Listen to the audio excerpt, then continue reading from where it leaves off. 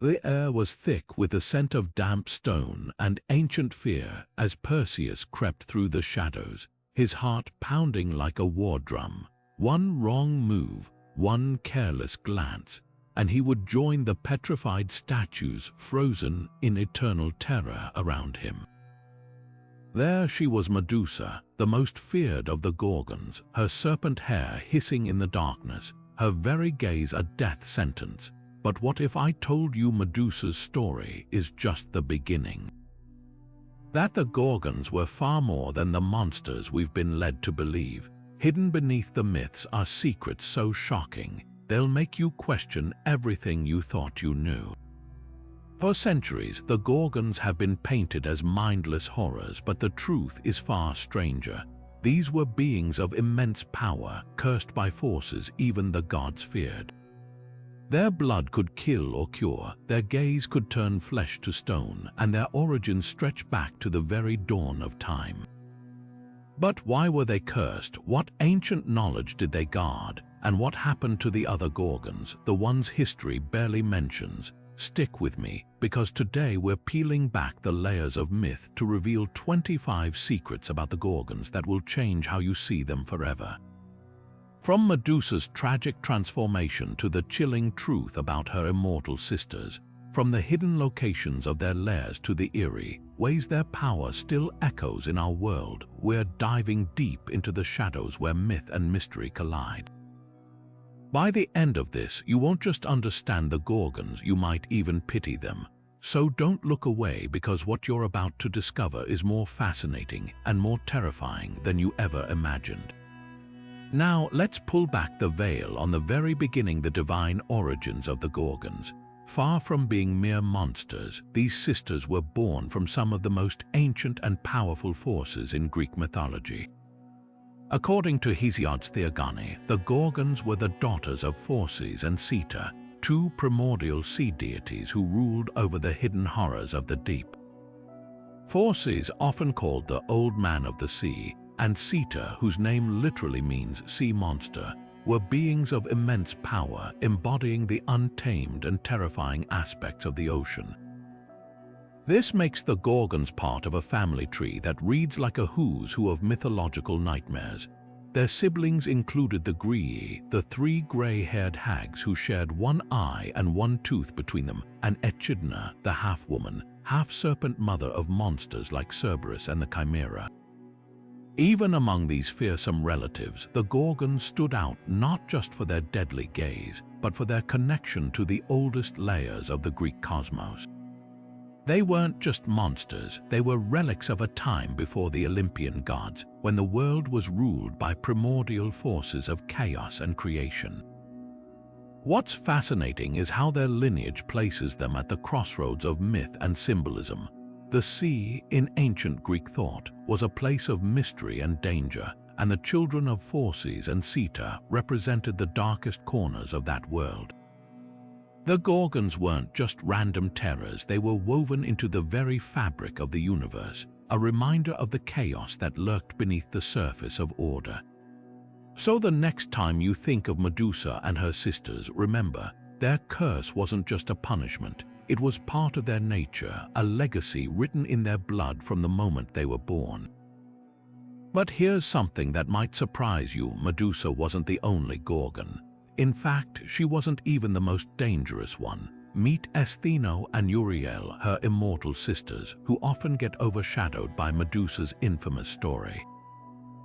While Medusa was cursed with mortality, Stheno and Euryale were eternal, untouched by time or blade. Their names alone hint at their power, Stheno meaning forceful and Euryale meaning far-roaming, suggesting strength and an unstoppable presence. Unlike Medusa, whose fate was sealed by Perseus, these two sisters remained active figures in myth long after her death. Ancient texts describe them as guardians, often linked to sacred or forbidden places. Some legends say they watched over remote temples or hidden treasures, their petrifying gaze serving as the ultimate deterrent. Imagine stumbling upon a forgotten shrine, only to hear the hiss of snakes and realize too late what or who was protecting it. What's especially intriguing is how their immortality shaped their roles. Without the vulnerability of mortality, Stheno and Euryale became symbols of relentless, unchanging power. While Medusa's story is one of tragedy and transformation, her sisters represent something far more primal, an eternal force that couldn't be escaped or defeated. They weren't just monsters to be slain, they were fixtures of the mythical world, as permanent as the gods themselves. So why don't we hear more about them? Perhaps because their stories lack the dramatic arc of Medusa's curse, but in many ways that's what makes them even more fascinating. They weren't victims or villains, they were forces of nature woven into the fabric of myth as protectors and punishers alike. And that's a secret worth remembering. Now, let's unravel one of the most heartbreaking twists in Medusa's story, the moment she was transformed from a mortal woman into a monster. According to the Roman poet Ovid, Medusa wasn't always a snake-haired terror. She was once a beautiful priestess serving in Athena's temple until Poseidon violated her within those sacred walls. Enraged not at Poseidon but at Medusa, Athena punished her by twisting her beauty into something monstrous, cursing her with a gaze that turned men to stone.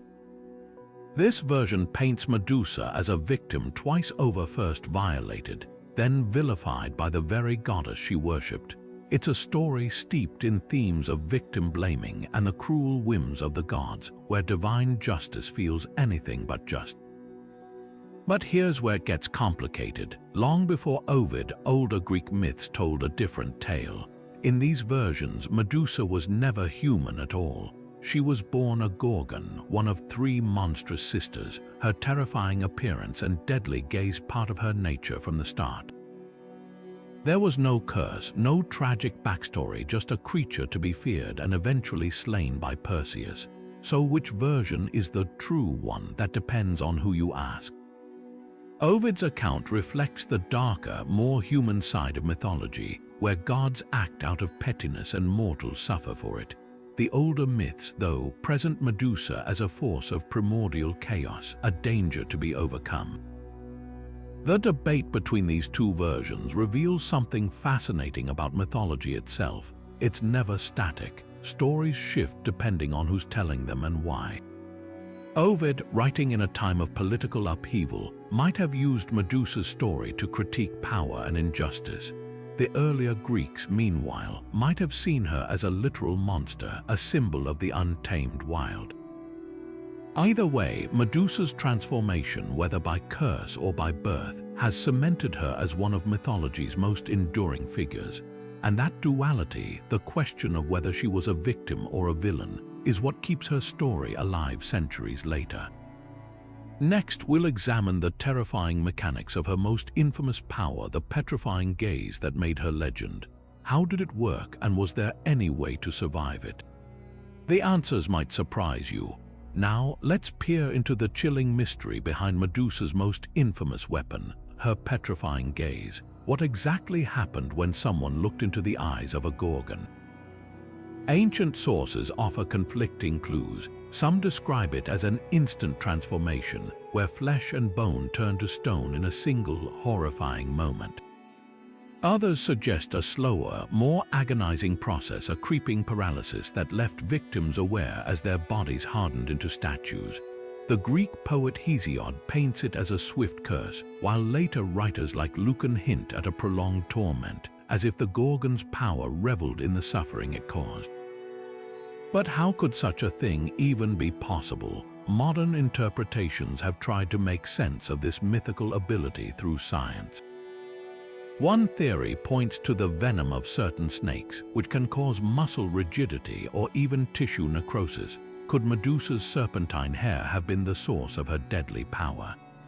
Others speculate about a form of extreme psychological shock, where terror itself triggers a catatonic state, mimicking petrification. Then there's the more fantastical idea that the Gorgons wielded a primordial magic, warping reality itself to turn living beings into cold, unfeeling stone. What's especially fascinating is how this curse defied even the gods' usual rules. Unlike other divine punishments, which could often be reversed or escaped, the Gorgon's gaze was final. No prayer, no ritual, no herb could undo it. Once stone, always stone.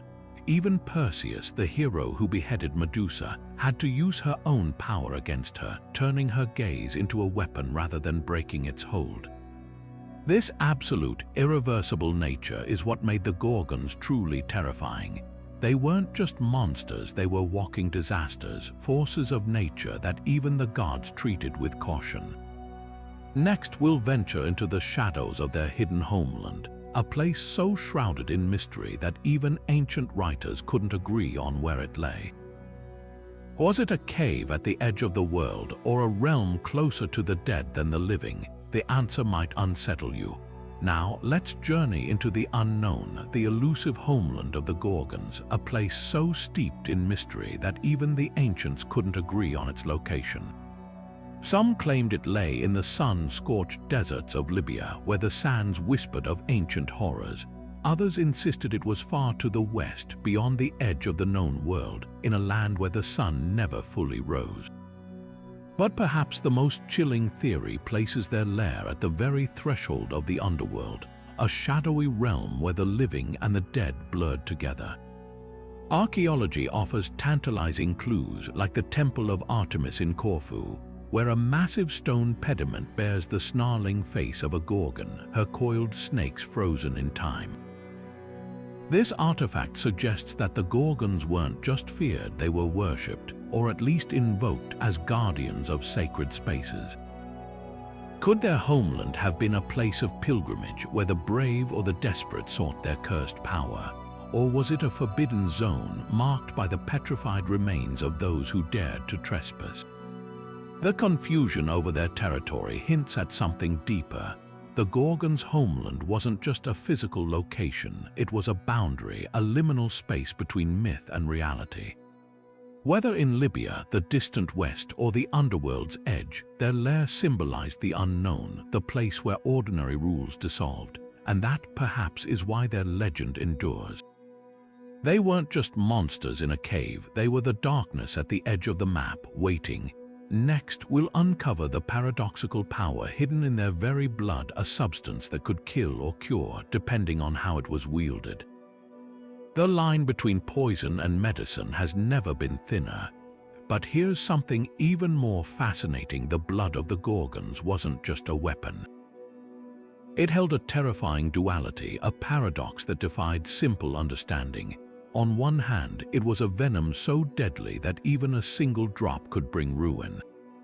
The hero Heracles, in some versions of the myths, dipped his arrows in this very poison to ensure his enemies would never rise again. Imagine the irony, a hero using the essence of monsters to slay other monsters. Yet, in the same breath, their blood could heal. Asclepius, the god of medicine, was said to have used it to resurrect the dead, drawing life from the very source of death. This wasn't just magic, it was alchemy, the ancient art of turning poison into cure. The Gorgon's blood became a symbol of transformation, where the line between destruction and salvation blurred. And this duality wasn't just a quirk of myth. It echoed through history, from the serpent-entwined staff of Asclepius, still a symbol of medicine today, to alchemists who sought the philosopher's stone, dreaming of turning base metals into gold, just as the Gorgon's blood turned death into life. The serpent, ever present in their imagery, wasn't just a sign of terror. It was a reminder of renewal, of the cycle that binds poison and remedy together. So what does this tell us about the Gorgons? Perhaps they were never just monsters. Their blood held the secret of balance, the dark and the light, the end and the beginning. And that's a power far more unsettling than any curse. Now, let's untangle the mystery of their most infamous feature, those writhing snakes for hair. Were they mere decoration or something far more sinister? But those serpents weren't just for show. Let's peel back the layers of one of the most iconic and unsettling features of the Gorgons, their living, hissing hair.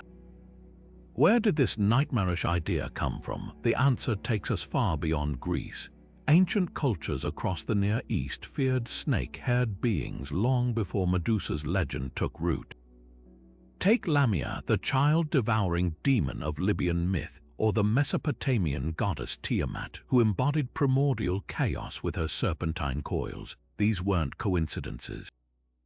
The snake-haired monster was a shared nightmare, a symbol of the untamed and the unnatural that slithered through multiple civilizations. Now, here's where it gets even stranger. Were those snakes just extensions of the Gorgons' bodies or something more?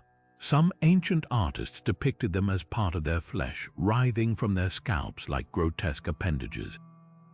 Others hinted they might be separate entities, spirits, or minor demons bound to the sisters, hissing warnings to those who dared approach.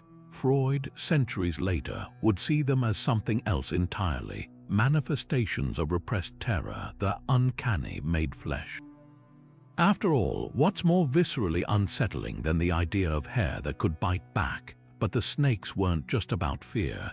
In many cultures, serpents symbolized wisdom, rebirth, even healing, echoing that same duality we saw in their blood. The very creatures that could kill with a glance also carried the promise of transformation. So next time you picture Medusa, don't just see the monster. See the ancient, tangled web of meaning in every serpent on her head. And speaking of transformations, let's unravel the tangled relationship between the Gorgons and the goddess who cursed one of them, Athena. Now let's untangle one of the most puzzling threads in the Gorgon story, their complicated ties to Athena. On one hand, Athena is the goddess who cursed Medusa, transforming her into a monster. On the other, she proudly wears Medusa's severed head on her shield, the Aegis, as a symbol of her own power. So what's really going on here? Was this divine punishment or something more calculated? Some myths suggest Athena's curse was a twisted form of protection. By turning Medusa into a monster, she may have shielded her from further harm. After all, no one would dare assault a woman with a petrifying gaze. But others argue it was pure vengeance, a way to punish Medusa for desecrating Athena's temple, even if the blame lay with Poseidon. Then there's the Aegis. By placing Medusa's head on her shield, Athena didn't just neutralize a threat, she weaponized it. The Gorgon's stare, once a curse, became a tool to terrify her enemies. This duality raises deeper questions. Was Athena honoring Medusa's power by wielding it, or simply claiming it for herself? In some versions, the goddess even uses drops of Medusa's blood, both deadly and healing, to aid heroes like Heracles and Asclepius. It's as if Athena recognized the Gorgon's raw, chaotic power and refined it into something divine. But whether that's justice or exploitation depends on whose side you're on. One thing's certain, their connection runs deeper than mere rivalry. Athena and the Gorgons represent two sides of the same coin, order and chaos, wisdom and primal fear. And that tension, it's what makes their story so endlessly fascinating. Up next, we'll break down the divine toolkit Perseus used to outwit the Gorgons because facing them unprepared was a death sentence. Now, let's turn our attention to the hero who dared to face the Gorgons, Perseus. To survive an encounter with creatures whose gaze could turn flesh to stone, he didn't rely on brute strength alone. Instead, he was armed with a carefully curated set of divine gifts, each one designed to counter the Gorgon's deadly advantages. First, the winged sandals gifted by Hermes allowed Perseus to move with unmatched speed and agility.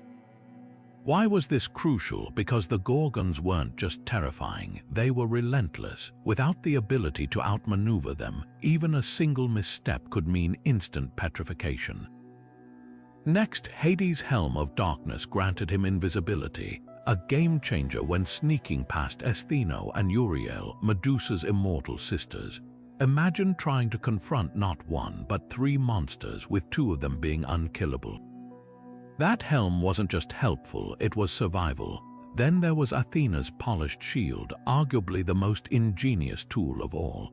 Instead of risking a direct glance at Medusa, Perseus used the shield's reflection to locate her without meeting her eyes. Think of it as the ancient equivalent of a tactical mirror turning her own curse against her.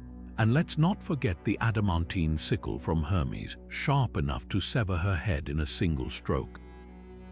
Ordinary weapons would have shattered against her serpentine hair, but this blade was divine craftsmanship at its finest. But why such an elaborate arsenal? The answer lies in the Gorgons' nature. These weren't just monsters, they were forces of primordial chaos, their powers woven into the fabric of myth. To defeat them, Perseus needed more than courage. He needed tools that leveled the playing field. Each gift neutralized a specific threat, turning an impossible mission into a calculated strike. And here's the twist. Some say these tools weren't just about survival. They were a message. By outfitting Perseus so precisely, the gods were showcasing their own dominance over the Gorgons' cursed power. After all, what better way to prove order's triumph over chaos than by using divine strategy to slay the ultimate monsters? Coming up, we'll explore what happened after Medusa's death, because her head didn't just vanish. It became a weapon, a trophy, and a symbol that reshaped myths forever. Now, let's uncover the chilling legacy of Medusa's severed head, because death didn't mark the end of her power. In fact, her head became one of the most feared weapons in Greek mythology. First, Perseus wielded it against the Titan Atlas, who was condemned to hold up the sky. When Atlas refused him shelter, Perseus revealed the Gorgon's head, turning the Titan into the very mountains that still bear his name. Talk about a permanent solution. Next, the head played a pivotal role in rescuing Andromeda. When the sea monster Cetus threatened her life, Perseus didn't need swords or strength. He simply held up Medusa's gaze, petrifying the beast instantly. Imagine the shock of onlookers as the raging monster became a lifeless statue in seconds. Even in death, Medusa's curse remained unstoppable. But the head's most famous role came when Perseus gifted it to Athena. She placed it on her shield, the Aegis, transforming it into a divine weapon of mass protection. Here's the twist: it wasn't just about offense. The Gorgon's face served an apotropaic function, meaning it warded off evil. Temples, armor, and even city gates bore her image to scare away malicious forces. Think of it as ancient Greece's ultimate keep-out sign. Why did Athena, the goddess who cursed Medusa, embrace her likeness? Because the Gorgon's power was never just about destruction, it was about control. By harnessing Medusa's gaze, Athena turned a symbol of chaos into a tool of divine order. From a cursed maiden to a guardian emblem, Medusa's head became a paradox, a weapon that protected, a monster that saved. Up next, we'll delve deeper into the Gorgons' shadowy ties to the underworld, because their influence didn't stop at petrification. Some myths suggest they were closer to Hades than anyone realized. Now, let's descend into the shadowy depths where the Gorgons' power takes on an even darker dimension, their chilling connection to the underworld. While their petrifying gaze is terrifying enough, some myths suggest they weren't just monsters lurking on the edges of the world. They were deeply tied to the realm of the dead itself. In certain versions of the myths, the Gorgon's lair wasn't just a remote cave, it was a gateway to Hades. Think about that. These sisters weren't merely feared for turning men to stone. They were neighbors to the god of the dead, existing in that eerie space between life and the afterlife. Some ancient texts even place their home near the entrance of the underworld, where the screams of the damned echoed through the darkness. But their underworld ties don't stop there. The Gorgons shared a sinister kinship with Hecate, the goddess of witchcraft and ghosts. Hecate, often depicted with torches to guide lost souls, was a guardian of crossroads, both literal and spiritual. And in some traditions, the Gorgons served a similar role, their monstrous forms acting as warnings to trespassers who dared to cross into forbidden realms. Even more intriguing, their blood, which we've already seen could kill or cure, held a special significance in death rituals. Ancient whispers suggest that certain cults used Gorgon imagery in rites to commune with the dead or ward off restless spirits. Imagine a priestess wearing a mask of Medusa, not just to terrify, but to channel her power, turning the curse into a sacred tool. So were the Gorgons just mindless monsters, or were they something far older, far darker? Their chthonic links hint at a deeper truth. They weren't just destroyers, they were keepers of the threshold, standing at the border between the living and the dead. And that makes their curse even more haunting. Next, we'll cross into even stranger territory, how the Gorgons' legend stretches far beyond Greece, appearing in myths across the world. Could these serpent-haired horrors be more than just a Greek nightmare? But the Gorgon's shadow stretches far beyond the borders of Greece. As we venture into the wider world of mythology, something fascinating emerges: serpent-haired horrors haunting cultures thousands of miles apart. Take the Hindu Nagas, divine beings with the lower bodies of snakes and crowns of living serpents. Like the Gorgons, they could be both benevolent and deadly, guarding sacred treasures or unleashing venomous curses. Then there's Tiamat, the Mesopotamian dragon goddess of chaos, whose body was said to be woven from serpents. She too was a primordial force of destruction, slain by a hero god, echoing Perseus' clash with Medusa. Even across the ocean, the Aztecs feared Cipactli, a crocodilian sea monster covered in serpentine mouths. And in West Africa, the rainbow serpent Ado H. Wido coils through creation myths as both creator and destroyer. The similarities are too striking to ignore. Could these all be fragments of the same ancient fear, the same primal image of power and terror? Scholars have debated this for centuries.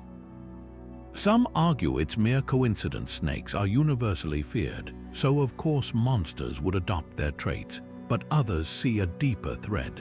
Perhaps these stories traveled along trade routes, evolving with each retelling. Or maybe they spring from something older, a shared human nightmare carved into our collective imagination long before civilizations rose. What's undeniable is that the Gorgons weren't alone. Their legend taps into something timeless, a dread of the serpent's hypnotic gaze, the unnatural fusion of human and beast. Whether as Nagas, Tiamat, or Medusa, these beings whisper a warning across cultures. Some boundaries were never meant to be crossed. Now let's unravel another eerie silence in their story. Why the Gorgons, for all their power, are never given a voice in the myths. What secrets might their silence hide? Now let's step into one of the most unsettling mysteries of the Gorgons, their haunting silence. In all the myths, the art, the epic poems, not once do we hear them speak. No curses shouted at Perseus, no pleas for mercy, not even a whisper among themselves. It's as if their petrifying gaze wasn't just a weapon, it was their only language. Think about it, every other monster in Greek mythology gets a voice. The sirens sing, the Sphinx riddles, even the Hydra hisses, but the Gorgons nothing. Even in the most dramatic retellings of Medusa's curse, Athena doesn't just take her beauty, she strips her of speech. Could silence itself have been part of the punishment? Or was there something more primal at work? Some scholars suggest their muteness reflects an ancient fear of the unspeakable. In many cultures, the most terrifying forces, death, chaos, the divine, are beyond words. The Gorgons, as embodiments of these forces, might have been deliberately voiceless to emphasize their otherworldly horror. Others argue their gaze was so powerful, speech became unnecessary. Why speak when a single look could turn flesh to stone? Then there's the eerie detail of their hissing hair. If the snakes could make sound, rattling, spitting, did that replace human speech? Imagine the horror of facing a creature whose very hair hissed in unison, a chorus of venomous whispers. But here's the twist: silence can be its own kind of power. In rituals, amulets bearing Gorgon faces were used to ward off evil, not with shouts, but with a wordless stare. Perhaps their silence wasn't weakness, but a weapon refined over centuries. After all, what's more terrifying, a monster that screams or one that watches, waits, and never makes a sound? Next, we'll uncover the strange legacy of Medusa's blood, a substance so potent it could kill or cure with just a single drop. But the silence of the Gorgons wasn't the only mystery left behind. When Perseus struck Medusa down, something extraordinary happened. Her spilled blood gave birth to two beings who couldn't have been more different from their mother. From her neck sprang Pegasus, the majestic winged horse, and Chrysaor, a giant often depicted with a golden sword. Here's the question: how did creatures of such beauty and nobility come from a monster feared across the ancient world? The answer might lie in their father. Before Medusa was cursed, she was loved by Poseidon, god of the sea. Some myths suggest that Pegasus and Chrysaor were conceived during this time, their divine heritage overshadowing their mother's monstrous fate. Poseidon's influence could explain why they weren't cursed like Medusa. Their blood carried the power of the sea, not the wrath of Athena. Pegasus, in particular, became a symbol of purity and inspiration, carrying heroes like Bellerophon to the heavens. Even his name hints at something beyond his origins derived from the Greek word for spring, tying him to the life-giving waters of his father's domain. Chrysaor, though less famous, was no less significant. His name means golden blade, and some legends say he fathered Gorgon, a three-bodied giant later slain by Heracles. So why were they benevolent? Perhaps because they weren't truly born of Medusa's curse, but of her past, a remnant of who she was before the gods twisted her fate. Their existence adds a tragic layer to her story. Not only was she robbed of her humanity, but her own children became symbols of everything she could no longer be. Now let's turn to a darker aspect of the Gorgons' legacy: their blood, a substance so potent it could both kill and heal in the same breath. But the Gorgons' legacy isn't just about terror.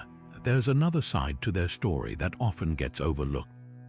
Long before they were feared as monsters, their terrifying faces served a surprising purpose: protection.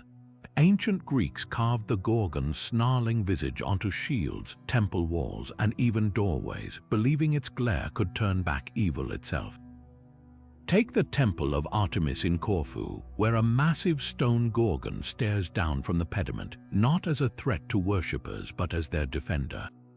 Or consider Athena's Aegis, her legendary shield, which bore Medusa's head not just as a trophy, but as a weapon against chaos.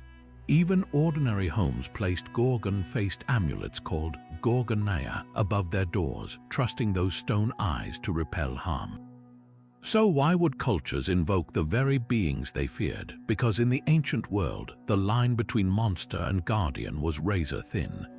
The Gorgon's power to petrify, so deadly in myth, became a sacred defense when harnessed by gods and mortals alike. Their imagery didn't just frighten, it purified, creating boundaries between the human realm and the forces that sought to corrupt it. Perhaps the Gorgons weren't born as monsters at all. Maybe they began as primal protectors, their curses twisted into something darker by later tales. After all, what better guardian than one whose very gaze could freeze evil in its tracks? Now, let's unravel another layer of their mystery: how two immortal Gorgons endured long after their sister's death, and what their endless existence meant for the balance of power. While Medusa's story ended with Perseus' blade, her sisters Stheno and Euryale faced a far stranger fate: eternity without end. Unlike their mortal sister, these two Gorgons were bound to live forever, cursed not by death but by endless existence. And here's the twist: immortality didn't make them weaker, it made them relentless. Imagine facing an enemy who never tires, never ages, and never falters. That was the horror of Stheno and Euryale. Ancient texts describe them as even fiercer than Medusa, their rage honed over centuries. While Medusa's mortality gave Perseus a chance, her sisters had no such vulnerability. No hero dared hunt them, not because they were weaker, but because they were unstoppable. Yet immortality came with its own cruel irony. Without death, their grief over Medusa's loss festered eternally. Some legends say they wailed so loudly that sailors mistook their cries for storms, while others claim they stalked the edges of the world, searching endlessly for revenge.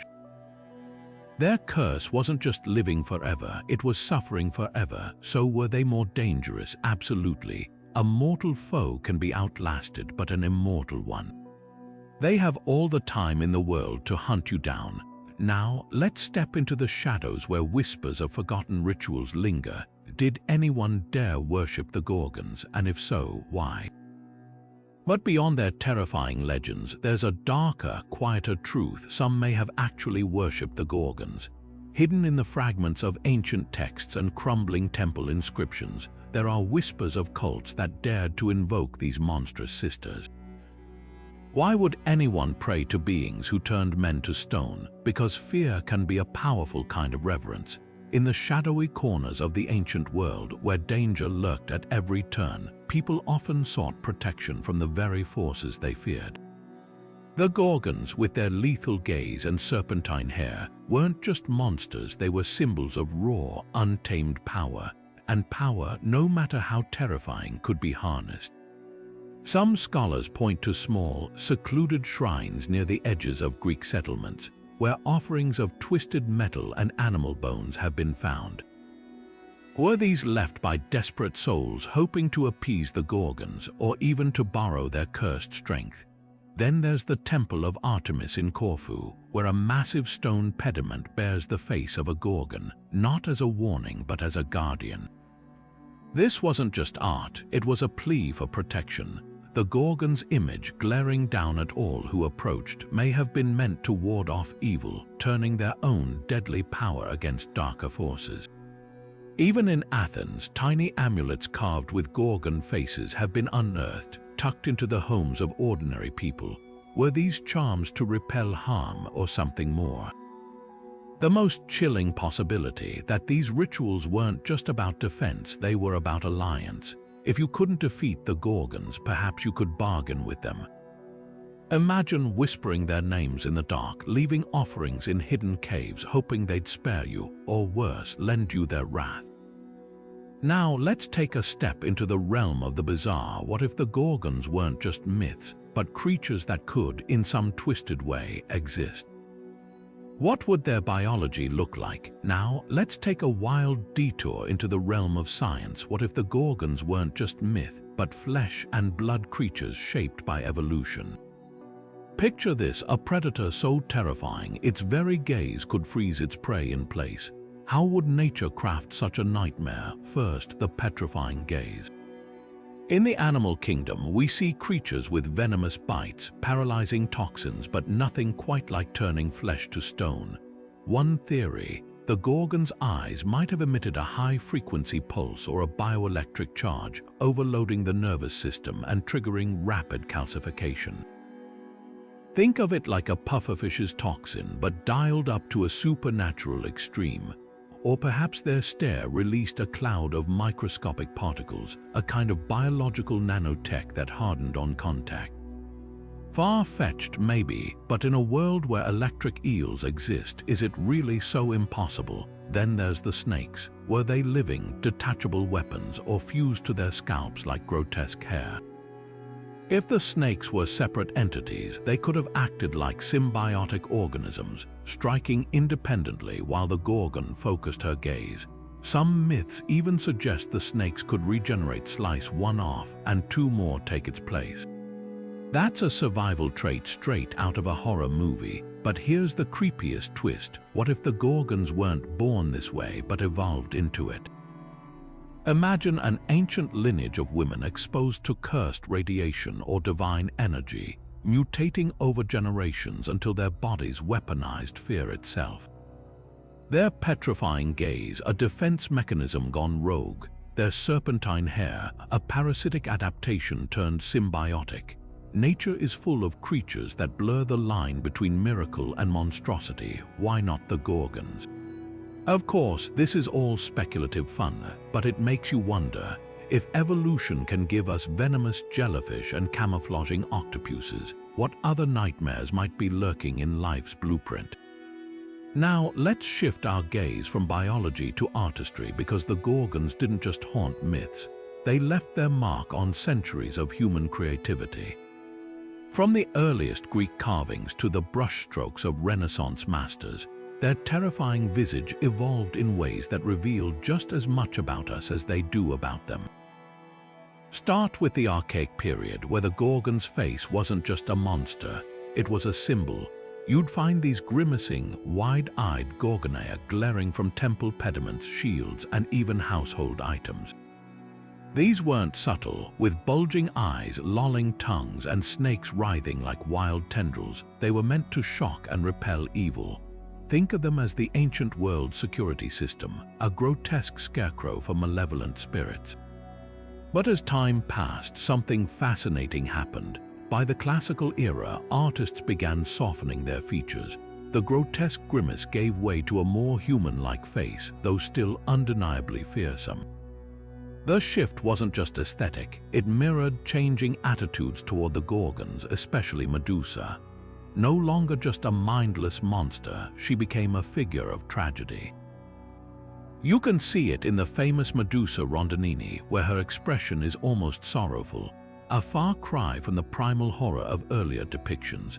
Then came the Renaissance, where artists like Caravaggio and Cellini took the Gorgon story and poured humanity into it. Caravaggio's shield painting of Medusa captures her in her final moment, mouth agape in a scream of terror and pain. It's not just a monster's face, it's the face of a victim frozen in time. Cellini's bronze Perseus, towering over Medusa's lifeless body, turns her into a tragic footnote in a hero's tale.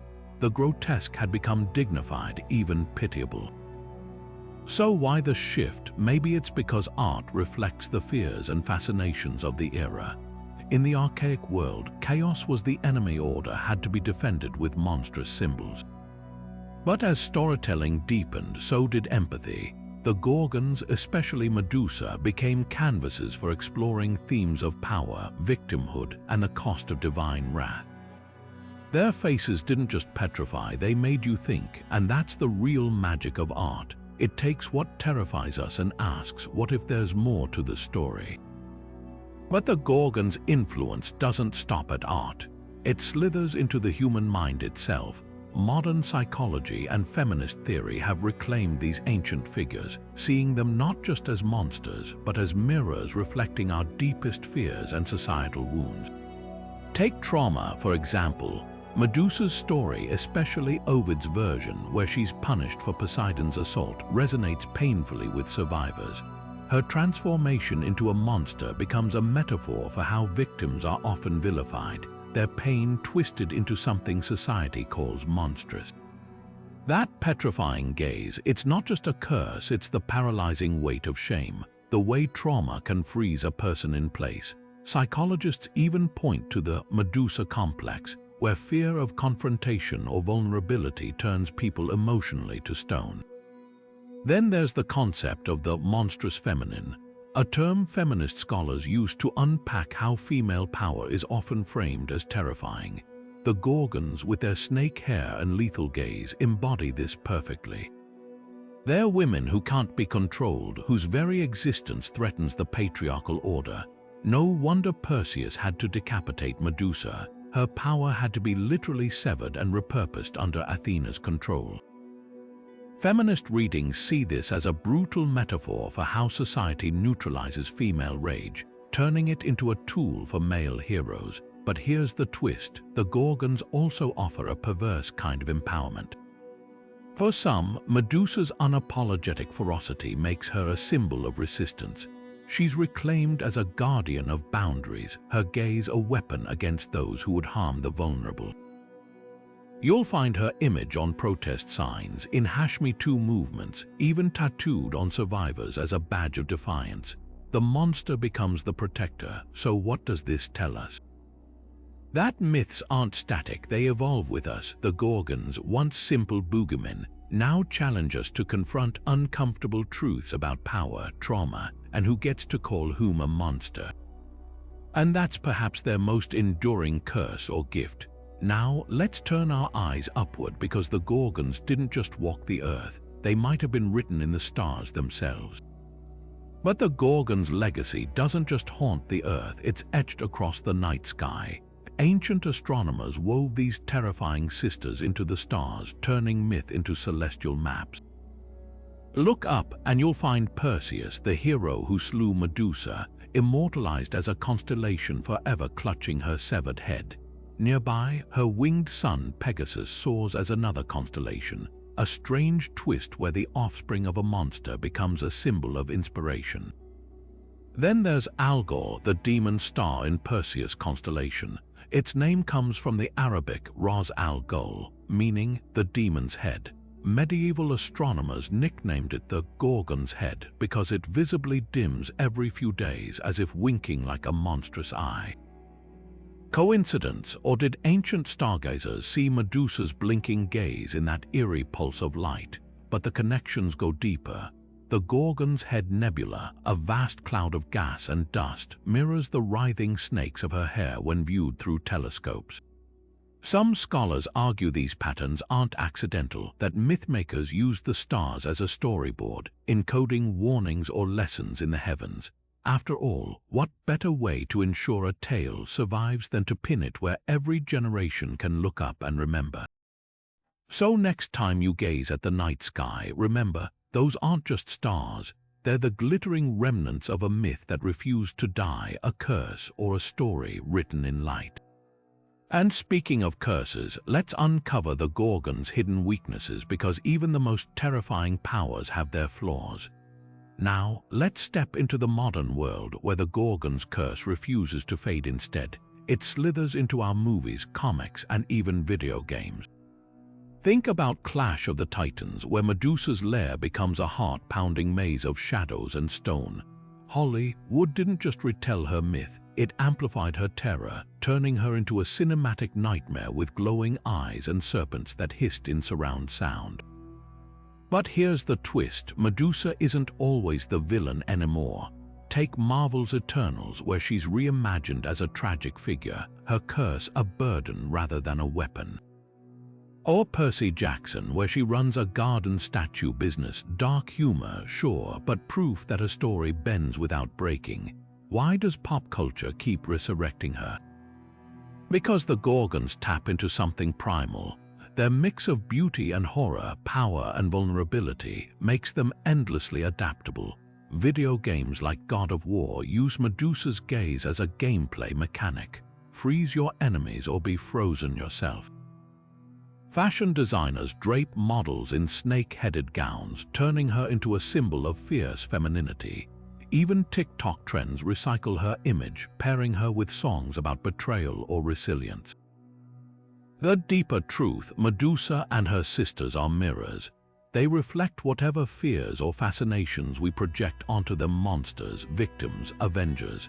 That's why they stick around, not because they're ancient, but because they're alive, shifting shape to haunt each new generation. And speaking of shifting, let's peel back another layer, because the Gorgon story isn't just about curses. It's about the secrets even myths try to hide. But here's something even Perseus might not have known: the Gorgons had more weaknesses than just a clever hero with a mirrored shield. Let's crack open the myths and uncover their hidden flaws. Take Reflections, for example. Perseus famously used his polished shield to avoid Medusa's gaze, but some lesser-known tales suggest even ordinary water could betray her. In one version, a spring or pool acted like a natural mirror, disrupting her petrifying power.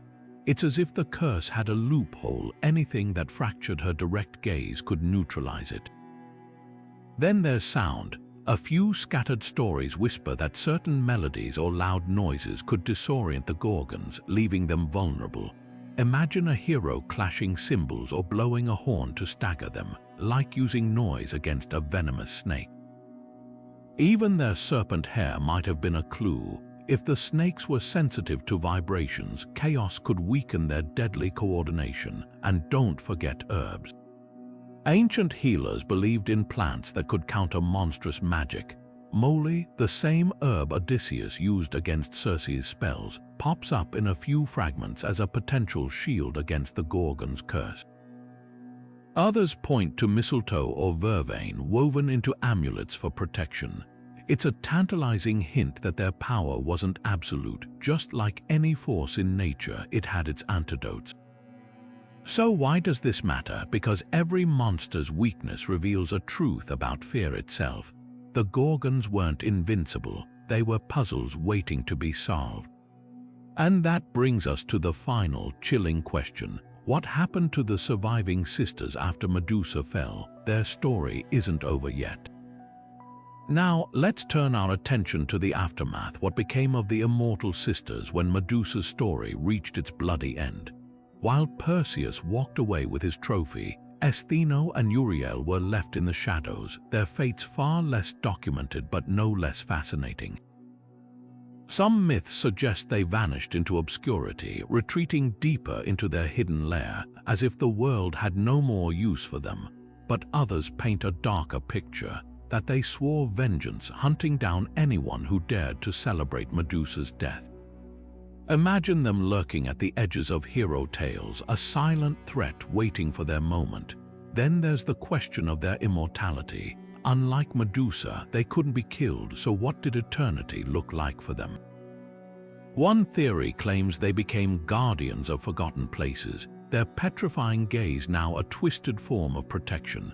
Another whispers that they wandered, cursed by their own endless existence, forever mourning their sister. But here's the most chilling possibility. What if they're still out there? In a world where myths fade but never truly die, Stheno and Euryale could be waiting, their stories unfinished.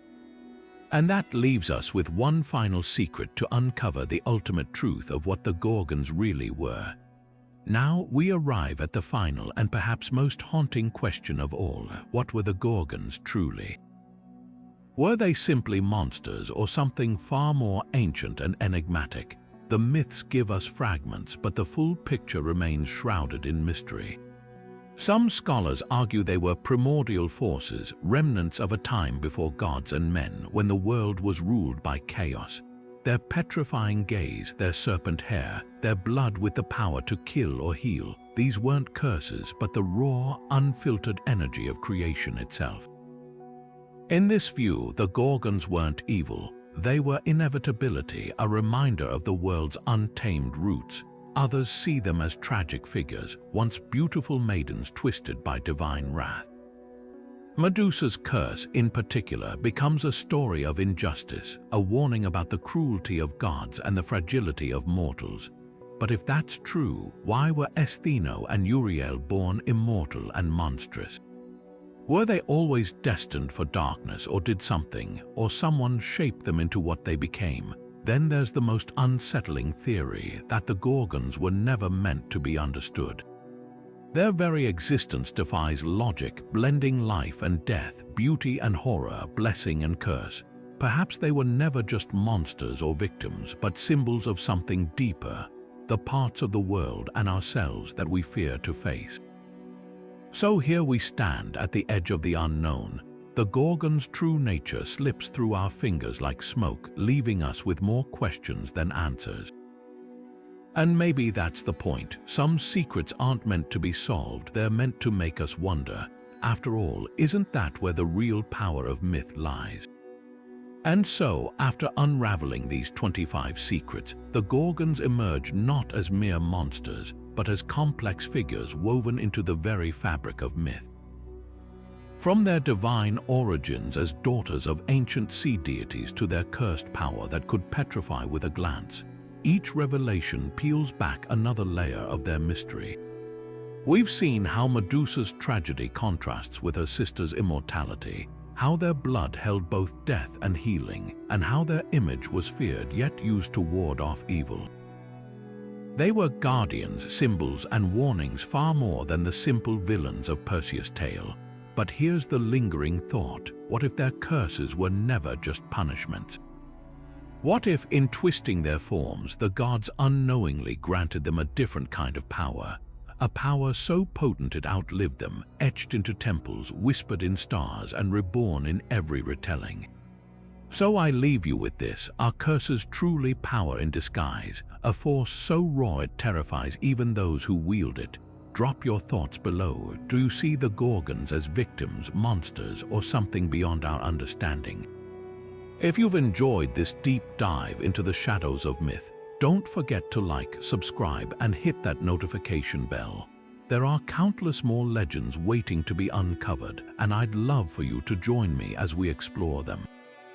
Until next time, keep questioning the stories you think you know.